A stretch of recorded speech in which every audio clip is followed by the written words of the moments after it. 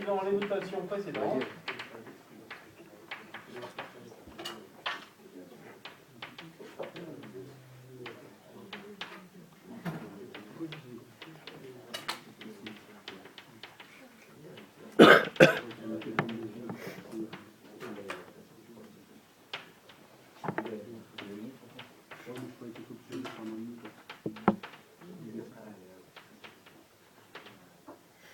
Donc, on va utiliser les notations que j'ai fait avant, pour définir ce qu'on appelle la vitesse, sous-entendu volumique de réaction, parce que ce sera toujours le cas, par V, vitesse de la réaction.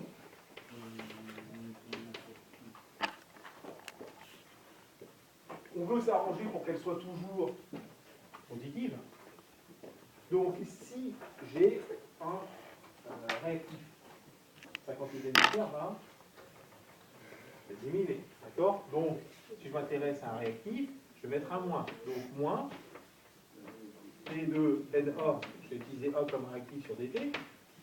Et si je veux pouvoir la définir et qu'elle garde la même valeur, quel que soit le réactif choisi, je vais diviser par son coefficient stoichiométrique. Ce sera égal à moins 1 sur B, D2, N, B sur DT. Ça, c'est pour les réactifs. Si j'utilise un produit, donc ce sera 1 sur M, V de N du composé M par rapport au temps, ou encore 1 sur N, D de N, le nombre de moles de N par rapport au temps, ainsi de suite. Donc ça, ce sera pour les réactifs et pour les produits. Oui?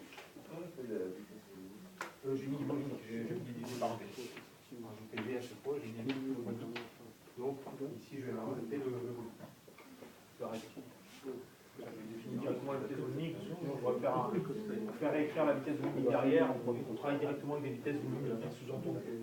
Donc, je vais parler tout de suite en termes de vitesse volumique. On va perdre trop de temps là-dessus.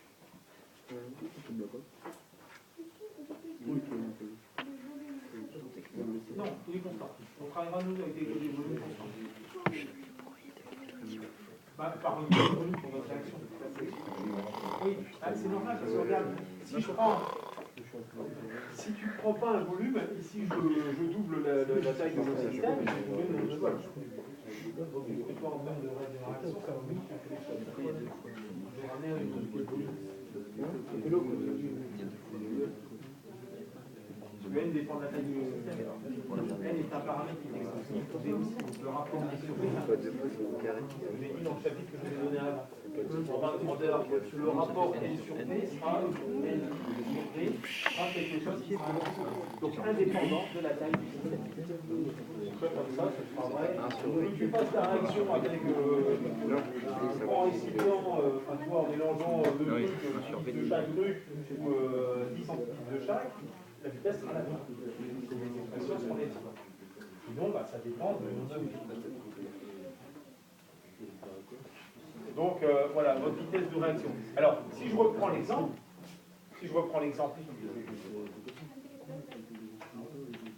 pour la réaction N2 plus 3H2 donne 2NH3, la vitesse de la réaction va s'écrire moins,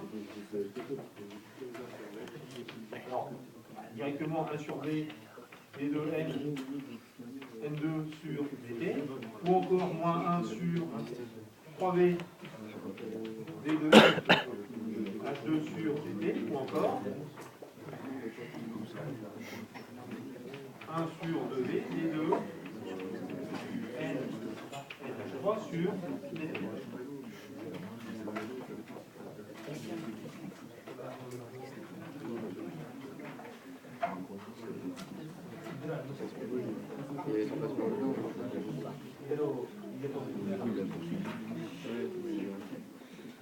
Qu'est-ce que je remarque?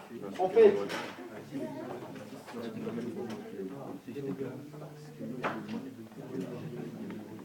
ce que j'ai ici, t'as vu, t'étais en avance sur le truc.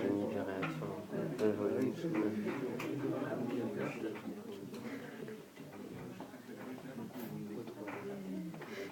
Ça correspond à quoi? Ça, c'est la vitesse de disparition de N2. Ici, on va récupérer la vitesse de disparition de H2. Et ici, ce sera la vitesse de formation de NH3. Donc en fait, ma vitesse de réaction sera égale à la vitesse de formation volumique. Ouais, volumique, hein. Je ne précise plus volumique parce que je travaillerai toujours en vitesse volumique. Hein. Donc F, formation volumique, sous-entendu. Donc divisé par N2.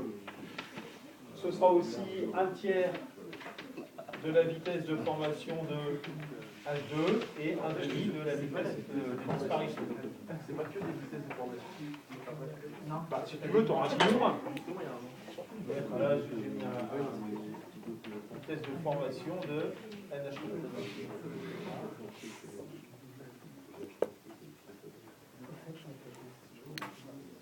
Je vois. Il y a un moins. La vitesse de réaction, c'est avec la réaction A grand A plus B grand B donne petit m grand m plus petit m grand m. Prenez-le si tu veux. D'accord. Donc là, tu as un réactif et ici les produits. Moi, je n'ai pas réécrit. Si on réutilise les réactions, les notations précédentes. Oui. Pas moins un demi-vert. Non, parce que c'est de la formation. Vitesse de formation, il n'y a pas le moins. Dans la vitesse de disparition, il y a le moins. D'accord? Là, j'ai intégré le moins, c'est pour ça que j'ai appelé ça les vitesses de disparition. Là, c'est les vitesses de formation. Il n'y a pas le moins. Donc, comme ça me permet d'éviter. Si je veux mettre tout en vitesse de formation, du coup, là, je mettrai un moins VF. Moins VF plus VF.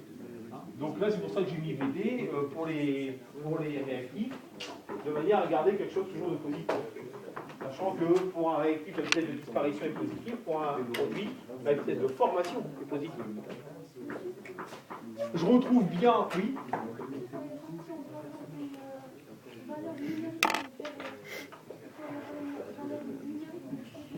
Ça veut dire que si par exemple je veux connaître la vitesse de réaction, si je suis capable de suivre par exemple l'évolution de la formation de NH3 par une méthode Wheeler, je vais définir ma vitesse de réaction. Si je suis capable de déterminer ce terme-là, je vais pouvoir déterminer la vitesse de réaction en disant le fait que la vitesse de formation de NH3 soit 2 fois plus grande que la vitesse de réaction.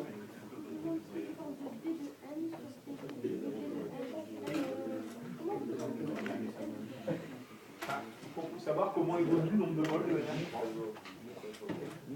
Tu as mis au départ un certain nombre de moles.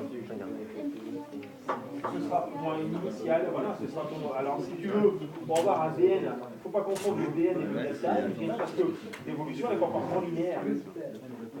Donc dans ce cas-là, tu auras ce qu'on appelle une pièce instantanée, c'est-à-dire qu'il faut le prendre sur un temps très court. Pour avoir le DN sur DT, ah ben c'est pas la somme, c'est-à-dire que ta vitesse elle doit évoluer. C'est vrai?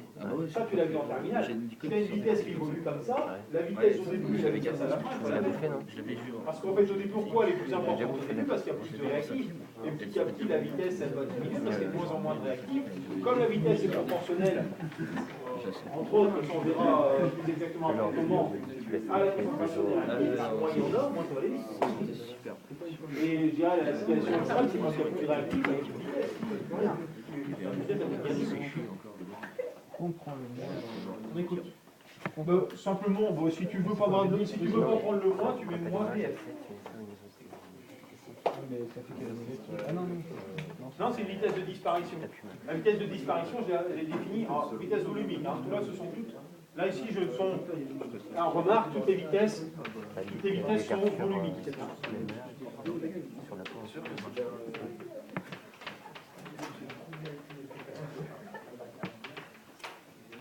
Pierre-Francis. Toutes les vitesses sont volumiques. Hein. Je ne parle plus que de vitesse volumique. Bon, est-ce que ça va pour tout le monde?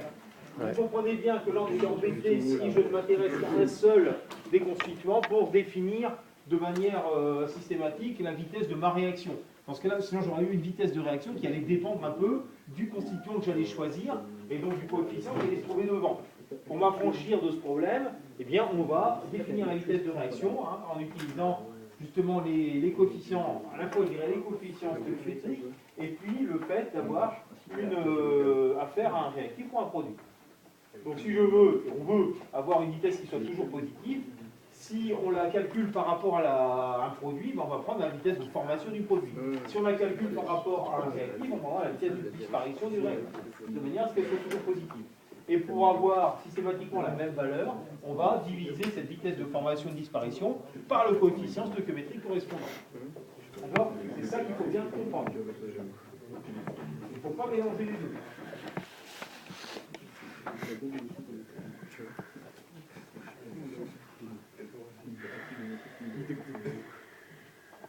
Petit 3, petit 2.